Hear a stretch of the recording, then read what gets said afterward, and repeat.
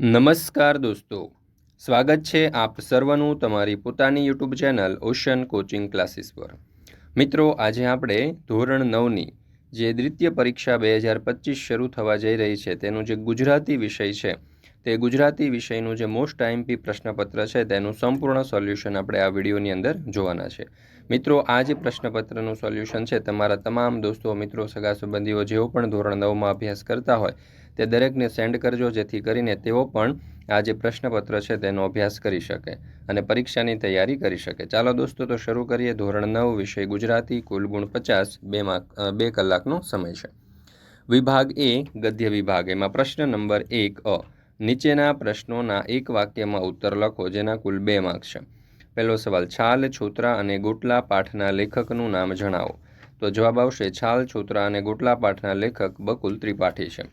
ત્યાર પછી બીજો સવાલ, સખી માર્કંડી પાઠનો સાહિત્ય પ્રકાર જણાવો। તો અહીંયા જવાબ આવશે પ્રવાસ નિબંધ।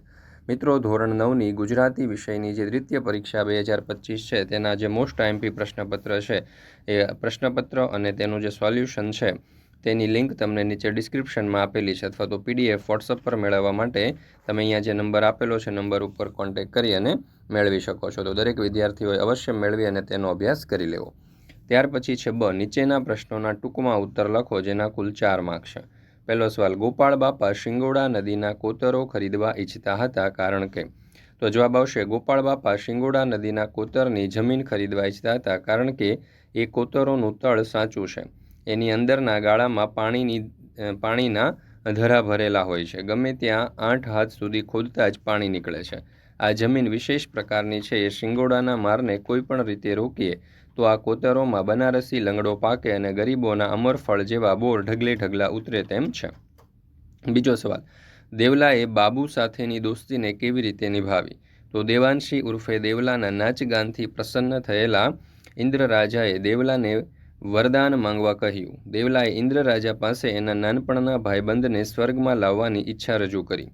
ઇન્દ્રરાજાએ એની ઈચ્છા પૂરી કરી અને બાબુને દેવલા સાથે એક દિવસ સ્વર્ગમાં રહેવાનો લાહો મળ્યો। આ રીતે દેવલાએ બાબુ સાથેની દોસ્તી નિભાવી। તેના અથવામાં બીજો સવાલ આપણને આપેલો છે કે નાનજીભાઈ મહેતાના જીવનનો પંચશીલ સિદ્ધાંત જણાવો।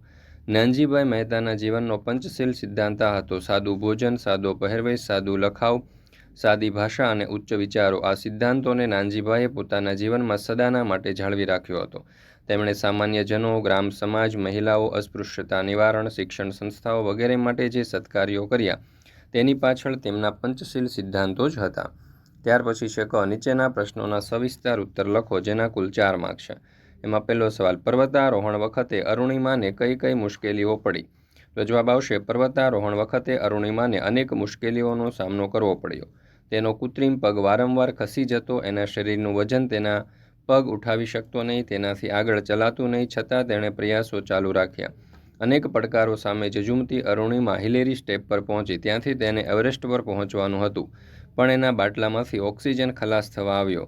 તેમ છતાં તેણે પાછા ફરવાને બદલે જીવનું જોખમ ખેડવાનો સંકલ્પ કર્યો અને 1.5 કલાકમાં જ તે એવરેસ્ટની ટોચ ઉપર પહોંચી। આ તેના લોખંડી મનોબળની જીત હતી, પણ પાછા ફરતા તો ઓક્સિજન રહ્યો જ ન હતો। ત્યાં એક બ્રિટિશ પર્વતારોહકે તેના તરફ ઓક્સિજનનો એક બાટલો ફેંક્યો। એ પ્રશ્ન હલ થયો, ત્યાં કૃત્રિમ પગનો સાથ ન મળ્યો। કૃત્રિમ પગ વગર તેણે ઘસડાતા કેમ્પ 4 થી સમિટ સુધીનું 3500 ફૂટનું અંતર 24 કલાકમાં કાપ્યું। તેના અથવામાં સવાલ છે કે વાડીને લીલી દુનિયા વચ્ચે કેટલા જગત હોય છે? આ વાક્યની વાડી પરના વહાલા પાઠના આધારે ચર્ચા કરો। તો વાડી એટલે જાણે નાના મોટા જીવોનું સંગ્રહ સ્થાન, ત્યાં ઉદયે કરેલું બાંધકામ અને કીડીઓની કરામત જોવા મળે છે। કાંચીડાની લડાઈને સાપના યુદ્ધો, ઘોયરાનું વિચિત્ર ગાન, મંકોડાની છાવણીઓ, ભરવાડીના કાફલા અને ગોકળ ગાયના ભપકા દેખાય। વળી યાદ રહી જાય એ રીતે વીછી ડંખ પણ મારે। વાડીમાં સાપ, નોળિયા અને કાળિતરા બિલાડીના જીવન મરણના સંગ્રામ ચાલતા હોય, પોતાની સાંજથી હાથમાંના કણા ખાતા હોય અને દેડકા અળસિયાનો ગાળો કરી આરોગતા હોય। નાની સસલીને ખાઈને પગદંડી પર સૂતેલા સાપ પણ દેખાય। કાગડાઓની વચ્ચેથી પોતાનો મારણ કાઢતી ઘુવડ, શેરડીના શોખીન શિયાળ, ઈંડા શોધતા ખેરખા, મરથીના બચ્ચાને ચોરીને પોતાના દરમાં લઈ જતા ઉંદરો, પશુઓને વળગતી જીવાતો વીણતા બગલા, પાકને બગાડતી ઈયળો સાથે કરતા પક્ષીઓ, ઉંદરની વસ્તી પર અંકુશ રાખતા રાની માંજરો પણ વાડીમાં રહેતા હોય છે. રાત્રે તો વાડીમાં કસારાથી લઈ અને તમરા સુધીના અવાજ સંભળાય. શેઢાળી, શેળા, વિલિયલ, જબોદિયા, ઘોરખોદિયા, ભૂંડ, હરણા, રોજડા તો ક્યાંક દીપડાને સિંહ પણ જોવા મળે. આમ વાડીની લીલી દુનિયા વચ્ચે કેટલા જગત હોય છે એની પ્રતીતિ આવા અનેક જીવજંતુ અને પશુ પક્ષીઓ કરાવે છે. ત્યાર પછી આપણે જોઈએ વિભાગ બી, પદ્ય વિભાગ. એમાં પ્રશ્ન 2 એમાં કહ્યું છે કે કાવ્ય પૂર્તિ કરો. એમાં પહેલો સવાલ છે, એટલે કે પહેલી કાવ્ય પંક્તિ છે. રસ્તો નહીં જડે તો રસ્તો કરી જવાના, થોડે અમે મૂંઝાઈ મનમાં મરી જવાના, નિજ મસ્ત થઈ જીવન આ પૂરું કરી જવાના, બિંદુ મહી ડૂબીને સિંધુ તરી જવાના. ત્યાર પછી છે નીચેના પ્રશ્નોના ટૂંકમાં ઉત્તર લખો, જેના કુલ 4 માર્ક છે. એમાં પહેલો સવાલ, હોસ્ટેલમાં રહેતી દીકરીનું દ્રઢ મનોબળ તમારા શબ્દોમાં લખો. હોસ્ટેલમાં રહેતી દીકરીનો દ્રઢ મનોબળ એ ખૂબ સરાહનીય છે. તે પોતાના ઘરના દાયિત્વો અને પરિસ્થિતિઓને પછડાવી આગળ વધતી રહે છે. શરૂઆતમાં થતી મનોમયી ચિંતાઓ અને નિરાશાઓ છતાં તે નવી પરિસ્થિતિઓમાં ઝડપથી સરખાવ કરતી છે. પીડા અને મુશ્કેલીઓ સામે ઉધારી રહી તેને દરેક સવલત અને મુશ્કેલીમાં કંઈક નવું શીખવા માટે એક તક તરીકે જોતી છે. દીકરીનું મનોબળ એ દ્રઢતાનું પ્રતીક છે, જે તેના હસતા હસતા મુસીબતોનો સામનો કરવાનો અને સતત આગળ વધવાની મહેનતનું પ્રતીક છે. હોસ્ટેલમાં રહીને પણ તે માતા પિતાથી દૂર રહી અને પોતાના સપના અને અભિપ્રાયોને સાકાર કરવા માટે એક કઠોર પ્રયત્ન કરે છે. ત્યાર પછી છે બીજો સવાલ, અંધકારમાં સદૈવ પ્રકાશ આપનાર દીપકના ઉદાહરણ દ્વારા કવિ શું કહેવા માંગે છે? તો જોઈએ ઉત્તર. અંધકારમાં સદૈવ પ્રકાશ આપનાર દીપકના ઉદાહરણ દ્વારા કવિ કહેવા માંગે છે કે જીવનમાં ગમે તેવી વિકટ પરિસ્થિતિ આવે, ગમે તેવી દુષ્કર પરિસ્થિતિ સર્જાય તો પણ વિચારરૂપી પ્રકાશના અંજવાળા ફેલાવીશું, જેથી આવી પરિસ્થિતિમાંથી બહાર નીકળવાનો માર્ગ મળી જ જાય. તેના અથવામાં બીજો સવાલ છે કે કવિને માત પાસેથી શું મળે છે? તો કવિને માતા પાસેથી એની હુંફાળી ગોદ અને સૂતી વખતે માની સોડ મળે છે. માની હાજરીથી મોટી રાહત મળે છે. માની આંખોમાંથી વાત્સલ્ય મળે છે. માનો પ્રેમાળ સાદ સાંભળવા મળે છે. માના આલિંગનમાં પ્રેમનો સ્પર્શ મળે છે. એના ઉપર માની હેતની હેલી સતત વરસે છે. માની શીતળ છાયા અને હુંફાળી માયા મળે છે. ત્યાર પછી નીચેના પ્રશ્નોના સવિસ્તાર ઉત્તર લખો, જેના કુલ 2 માર્ક છે. મરજીવ્યા કાવ્યમાં વ્યક્ત થતો જીવન માટેનો દૃષ્ટિકોણ તમારા શબ્દમાં વર્ણવો. તો જોઈએ ઉત્તર. સમુદ્રમાં છેક તળિયા સુધી ડૂબકી મારીને મોતી લાવનારાઓને મરજીવ્યા કહે છે. તેઓ જાણે છે કે સમુદ્રના પાણી ઊંડા છે, એમાં અનેક હિંસક જળચર પ્રાણીઓ છે, તેમ છતાં એમનું મન મક્કમ છે. એમના હૃદયમાં ઉત્સાહ અને સાહસ છે. તેમના ઉપર પ્રિયજનોની શિખામણની અસર થતી નથી. એમનું એક જ લક્ષ્ય છે. આથી સહેજ પણ ડર્યા વગર તેઓ જીવનું જોખમ ખેડે છે. તેઓ મૃત્યુના મુખમાં પ્રવેશ્યા હોય એમ સમુદ્રના અંધકારમય તળિયા ખૂંદી વળે છે. પરિણામે તેઓ મણિમોતીનો અખૂટ ખજાનો મેળવી અને બહાર આવે છે. મરજીવ્યાની જે મનુષ્ય પણ જીવનમાં ગમે તેવા સંઘર્ષોનો સામનો કરવો પડે તો એનાથી સહેજ પણ ડરવું જોઈએ નહીં. જો મનુષ્ય મનમાં દ્રઢ નિશ્ચય હોય, હૃદયમાં ઉત્સાહ અને સાહસ હોય તો તે પોતાના નિશ્ચિત લક્ષ્ય સુધી પહોંચીને મણિમોતી જેવી કિંમતી વસ્તુઓ જે છે તે મેળવી શકે છે. તેના અથવામાં આપણને સવાલ આપેલો છે કે રસ્તો કરી જવાના ગઝલમાં જોવા મળતી ખુમારી તમારા શબ્દમાં વર્ણવો. તો જોઈએ ઉત્તર. રસ્તો કરી જવાના ગઝલનું શીર્ષક જ કેટલું ખુમારી ભર્યું છે. ગમે તેવી વિપરીત પરિસ્થિતિ આવે અને તેનો ઉકેલ ન જડે તો એનાથી મૂંઝાઈને શા માટે મરી જવું? એનો કોઈને કોઈ ઉકેલ મળી જ જશે એવો વિશ્વાસ રાખો. હંમેશા મસ્તીમાં જીવવાનું, થોડા ઘણા સત્કર્મો કરીને પણ જીવનરૂપી સમુદ્ર તરી જવાનો. કોણે કહ્યું છે એક પણ સત્કર્મ કર્યા વગર જ આપણે મરી જઈશું? આપણે દુનિયાની તમામ વસ્તુઓ અને લોકોની લાગણીઓ પ્રાપ્ત કરીને જીવનને ભરી દઈશું. કેટલાય દીપક સદૈવ પ્રજ્વલિત રહેતા હોય છે. જીવનની આંધીઓમાં પણ એનો પ્રકાશ પાથરશે. અર્થાત જીવનની ગમે તેવી મુશ્કેલ પરિસ્થિતિમાં પણ વિચારરૂપી પ્રકાશના અંજવાળા ફેલાવીશું. દુઃખોની એકમાત્ર દવા આપણું આત્મબળ છે. જીવનના દરેક જખમને અમી નજરથી રૂઝાવી દઈશું. આપણે સ્વયં પ્રકાશ છીએ. આપણે એવો દીપક નથી કે કોઈ બુઝાવે અને એ બુઝાઈ જાય. એ કાળ, અમને તારો જરા પણ ભય નથી. તારાથી થાય તે કરી લે. ઈશ્વર જેવો અમારો ધણી છે. અમે એમ કાંઈ થોડા મરી જવાના છે. મિત્રો, ધોરણ 9ની જે વિકાસ પરીક્ષાલક્ષી અસાઇનમેન્ટ જે છે તેમના સંપૂર્ણ સોલ્યુશન દ્વિતીય પરીક્ષા માટેના જે છે તે આપણી યુટ્યુબ ચેનલ ઉપર મુકાઈ ચૂક્યા છે. તો જરૂરથી એનો પણ અભ્યાસ કરી લેજો. લિંક તમને નીચે વિડીયોના ડિસ્ક્રિપ્શન બોક્સની અંદર મળી જશે. ત્યાર પછી છે વિભાગ સી, વ્યાકરણ વિભાગ. નીચેની શબ્દોની જોડણી સુધારો. એમાં પહેલો શબ્દ છે ત્રિકાલ. તો આ રીતે ત્રિકાલ શબ્દ જે છે એની સાચી જોડણી આવશે. સંધિ જોડવાની છે દેવેન્દ્ર, તો દેવ વત્તા ઇન્દ્ર. રાસ શબ્દનો સાચો સમાનાર્થી, તો જવાબ આવશે રિવાજ. ત્યાર પછી છે આપેલા વાક્યમાંથી રવાનુકારી શબ્દ શોધો, તો અહીંયા જવાબ આવશે મરક મરક. ત્યાર પછી 5મું છે સમાસ ઓળખાવો, રંગ ભર્યું, તો અહીંયા તત્પુરુષ સમાસ આવશે. ત્યાર પછી સ્વાસ્થ્ય શબ્દમાં કયો પ્રત્યય લાગેલો છે, તો પર પ્રત્યય. રૂઢિપ્રયોગનો સાચો અર્થ આંખમાં આંજવું એટલે કે ઊંઘમાં પણ યાદ આવવું. ત્યાર પછી છે શબ્દ સમૂહ માટે એક શબ્દ, યાદગીરી માટે બનાવેલું પ્રતીક, તો સ્મારક.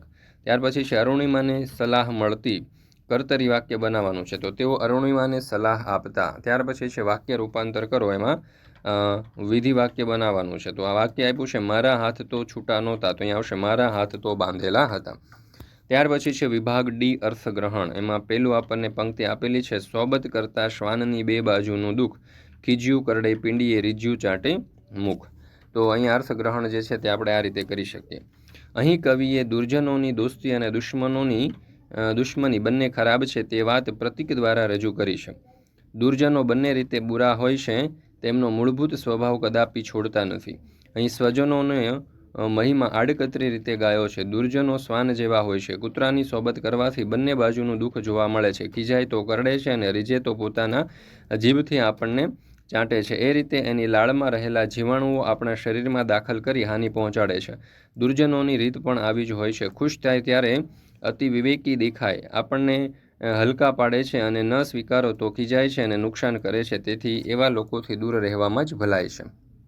અથવામાં આપણને આપેલો છે પુરુષાર્થ વિના પ્રારબ્ધ પાગળું હોય છે. આ પંક્તિમાં કવિએ પુરુષાર્થનું મહત્વ દર્શાવ્યું છે. આ જગતમાં કેટલાક મનુષ્યો કેવળ નસીબ ઉપર જ આધાર રાખી અને નિષ્ક્રિય બેસી રહે છે. સુખ, વૈભવ, કંચન અને કીર્તિ નસીબમાં હશે તો મળશે એવો એમને દ્રઢ વિશ્વાસ હોય છે. પણ જ્યારે આ બધું તેમને મળતું નથી ત્યારે તેઓ નસીબને દોષ દે છે. વાસ્તવમાં પુરુષાર્થ કરનારનું નસીબ પણ નિષ્ક્રિય જ રહે છે. જ્યારે પુરુષાર્થીનું નસીબ સક્રિય હોય છે. સિંહ પણ શિકાર માટે પ્રયત્ન ન કરે તો કોઈ પશુ પોતાની મેળે જ તેના મોંમાં આવી પડતું નથી. ફરે તે ચરે અને બાંધ્યો ભૂખે મરે એ કહેવત પણ પુરુષાર્થનું સમર્થન કરે છે. આમાં કોઈ પણ વસ્તુ ફક્ત નસીબથી જ મળી જતી નથી. પ્રારબ્ધમાં હોય તો પણ તે મેળવવા માટે અને ઉજ્જવળ ભવિષ્યના ઘડતર માટે પુરુષાર્થ જરૂરી છે. ચાલો, ત્યાર પછી છે બ પત્ર લેખન કરો, જેના કુલ 4 માર્ક છે. વધુ પડતા ટીવી કાર્યક્રમો જોવાથી અભ્યાસ બગડે છે. આ બાબત સમજાવતા તમારા મિત્રને પત્ર લખો. તો તારીખ છે 12/12/2023. પ્રિય સંદીપ, સપ્રેમ નમસ્તે. ગઈકાલે જ મને તારો પત્ર મળ્યો. મને એ જાણીને ખૂબ આનંદ થયો કે તારા ઘરમાં મોટું રંગીન ટીવી આવી ગયું છે. આ ખુશીની સાથે મને થોડી ચિંતાની લાગણી પણ થઈ છે. તારા ઘરમાં ટીવીનું આગમન થતાં જ સૌ તેના દીવાના થઈ ગયા. શાળામાંથી છૂટીને આવે કે તરત જ તું ટીવીની સામે બેસી જાય છે. તું મોડી રાત સુધી ટીવીમાં આવતા બધા જ કાર્યક્રમો જોયા કરે છે. એનું પરિણામ એ આવ્યું કે તું અભ્યાસમાં ખૂબ પાછળ પડી ગયો છે. ટીવી સાથે ઓતપ્રોત થઈ ગયા પછી તને અભ્યાસ કરવાની ઈચ્છા જ થતી નથી. વાંચવામાં પણ તારું મન લાગતું નથી. તને કોઈ પ્રશ્નના જવાબો યાદ રહેતા નથી. ટીવીના વિવિધ કાર્યક્રમોનો જાદુ તારા મનને અભ્યાસમાં લાગવા નથી દેતા. ટીવી જોવાનું વધુ પડતા શોખને કારણે જ તારું 6 માસિક પરીક્ષાનું પરિણામ પણ સારું આવ્યું નથી. તો આ રીતે આપણે પત્ર લખી શકીએ. તેના અથવામાં આપણને બીજું આપેલું છે કે તમારી શાળાના વિદ્યાર્થીઓએ શરૂ કરેલ વહેમ સામેની ઝુંબેશનો અહેવાલ લખો. તો જો આપણે અહીંયા અહેવાલ આ રીતે લખી શકીએ કે વર્ષ તારીખ 22/8/2023ના રોજ આર્યા શાળાના વિદ્યાર્થીઓએ વહેમ સામે ઝુંબેશ શરૂ કરવાનો એક નવો પ્રકલ્પ હાથ ધર્યો હતો. શાળા શિક્ષકોના અને આચાર્યના માર્ગદર્શન પ્રમાણે વિદ્યાર્થીઓએ ઝુંબેશ માટે વ્યવસ્થિત આયોજન કર્યું. આ ઝુંબેશનો મૂળ હેતુ વિદ્યાર્થીઓમાંથી વહેમ દૂર કરવાનો હતો. કહેવાય છે કે વહેમનું કોઈ ઓસડ નથી, પણ અમે વહેમનું ઓસડ શોધી કાઢ્યું છે. સર્વપ્રથમ એક જાદુગર મિત્રને વિશ્વાસમાં લઈ એનો કાર્યક્રમ શાળામાં ગોઠવ્યો. એમાં તેણે જાદુના કેટલાક પ્રયોગો કરી બતાવ્યા જે વહેમ સાથે જોડાયેલા હતા. જેમ કે નારિયેળમાંથી કંકુ કાઢવું, 100 રૂપિયાની નોટમાંથી 1000 રૂપિયા બનાવવા જેવા અનેક જાદુ પોતે કેવી રીતે હાથ ચાલાકી કરે છે એનું રહસ્ય જાદુગરે પ્રગટ કર્યું. ત્યારે સૌ તાજુબ થઈ ગયા. આ ઝુંબેશના ભાગરૂપે વિદ્યાર્થીઓને કેટલીક વૈચારિક સમજ આપવા એક પરિસંવાદ યોજાયો. એમાં કેટલાક વિદ્યાર્થીઓએ અને આમંત્રિત મહાનુભાવોએ પોતાના અનુભવો રજૂ કર્યા. લોકોમાં એવો વહેમ છે કે સારું કામ કરવા જઈએ ત્યારે સામે વિધવા સ્ત્રી ન મળવી જોઈએ. એક વિદ્યાર્થીઓએ નક્કી કર્યું કે દરેક પરીક્ષામાં આપવા જઈશ ત્યારે વિધવા સ્ત્રીને પગે લાગીને અને એના હાથે દહીંના શુકન કરીને જ નીકળીશ. એનો પરીક્ષામાં પ્રથમ ક્રમાંક આવ્યો એમ કહીને એણે પુરુષાર્થ અને મહેનતથી જ સારું પરિણામ આવી શકે એ વાત ઉપર ભાર મૂક્યો. કોઈએ જન્મકુંડળી શનિ રાહુ વિશે પોતાના અનુભવો કહ્યા, કોઈએ શુકન અપશકુન, હોળાષ્ટક, કમુહૂર્ત અને વહેમ વિશે, તો કોઈ તાંત્રિક માંત્રિક વિદ્યાના અનિષ્ટ વિશે પોતાના અનુભવો કહ્યા. તો આ રીતે સરસ મજાનો જે કાર્યક્રમ છે તે પૂર્ણ થાય છે. ત્યાર પછી છે ક, નીચે આપેલી કાવ્ય વાંચી અને તેની નીચે પૂછાયેલા પ્રશ્નોના ઉત્તર લખો. તો આ કાવ્ય તમારે ધ્યાનપૂર્વક વાંચવાનું છે અને જોઈએ તેમની નીચે આપેલા પ્રશ્નો. પહેલો સવાલ, તારે ભરોસે રામ એવું ગાનારને કવિ શા માટે ખોટો કહે છે? તો તારે ભરોસે રામ એવું ગાનારને કવિ ખોટો કહે છે કારણ કે એને ખુદ પર જ ભરોસો નથી. કેવળ ખુદ પર ભરોસો રાખીને બેસવાથી કંઈ અર્થ સરવાનો નથી. કયા સાગરમાં કેવી રીતે અને શું ઝુકાવવા કવિ ઈચ્છે છે? તો કવિ હૈયામાં હિંમત રાખી પોતાના જીવનરૂપી વહાણના સઢ અને કમાનને પોતાના જ બાહુબળથી સંભાળીને સંસારરૂપી સાગરમાં ઝુકાવવા ઈચ્છે છે. કવિ કોનો હાથ ઝાલવાની વાત કરે છે? તો કવિ મહેનતનો હાથ ઝાલવાની વાત કરે છે. કાવ્યને યોગ્ય શીર્ષક આપો. તો આપણે શીર્ષક આપી શકીએ આપણે પોતાને ભરોસે. ત્યાર પછી ડ, નીચે આપેલા મુદ્દાઓને આધારે આશરે 200 શબ્દોમાં નિબંધ લખો. સર્વપ્રથમ આપણને શિયાળાની સવાર નિબંધ જે છે તે આપેલો છે. તો જો સવાર એટલે તાજગી અને સ્ફૂર્તિનો ખજાનો. કોઈ પણ ઋતુની સારવાર આપણા તન અને મનને તાજગી આપે છે. એમાં શિયાળાની સવાર તો અનેરી હોય છે. શિયાળામાં સૂર્ય મોડો ઉગે છે પણ લોકો વહેલા ઉઠી જાય છે. તે વખતે આકાશમાં તારલા ટમટમતા જોવા મળે છે. સવારે દાંત કડકડ થાય એવી ઠંડી હોય છે એટલે લોકો ગરમ કપડાં પહેરીને પોતાના કામે લાગે છે. ખેડૂતો ખેતરમાં જઈ ખેતી કામ કરે છે. ગામડાની સ્ત્રીઓ ગાય અને ભેંસને દોહે છે. શહેરમાં છાપાના ફેરિયા, દૂધવાળા અને મિલના કામદારોની અવરજવર શરૂ થઈ જાય છે. સવારમાં નોકરીવાળા લોકો પોતાની ઓફિસ જાય છે. ઘણા વિદ્યાર્થીઓ સવારે ટ્યુશન ક્લાસ જતા હોય છે. કેટલાક લોકો રસ્તા ઉપર ફરવા નીકળી પડતા હોય છે. તો આ રીતે આપણે આખો નિબંધ આપેલો છે. ત્યાર પછી બીજો નિબંધ છે, પરિશ્રમ એ જ પારસમણી. તો મિત્રો આ રીતે બંને નિબંધ જે છે તે પણ અહીંયા તમે લખી શકો છો. મિત્રો આપણી આ ચેનલ ઉપર ધોરણ 9ના જે દ્વિતીય પરીક્ષા 2025 છે તેના દરેક વિષયના જે મોસ્ટ આઈએમપી પ્રશ્નપત્ર છે તેના સંપૂર્ણ સોલ્યુશન મુકાઈ ચૂક્યા છે. તો આ વિડીયો અને પીડીએફનો અભ્યાસ કરવા માટેની લિંક તમને નીચે ડિસ્ક્રિપ્શન બોક્સની અંદર મળી જશે. જરૂરથી તેનો અભ્યાસ કરી લેજો. સાથે સાથે આ વિડીયો તમારા દોસ્તો અને મિત્રો સુધી પણ શેર કરજો જેથી કરીને તેઓ પણ આ જે પ્રશ્નપત્ર છે તેનો સારી રીતે અભ્યાસ કરી શકે.